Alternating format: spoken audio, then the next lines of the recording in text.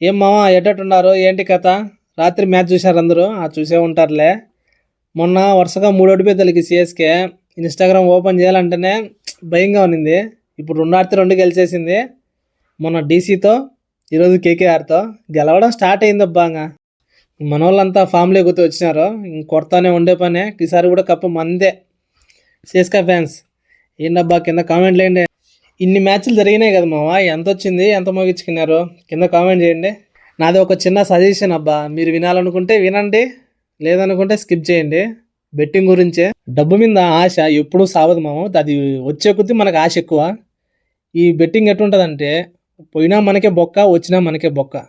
రూపాయి వచ్చింది అనుకోండి, దీన్ని ఎక్క ఎట్టదేదైనా 2 రూపాయలు చేయాలంటాం.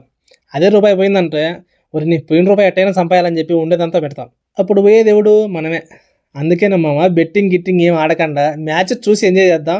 అదే అందరికి మంచిది, నీకు మంచిది, నీ ఫ్యామిలీకి మంచిది. ఈ విషయం మీరు వింటే వినండి, వినకపోతే అది మీ ఇష్టం. నేనేం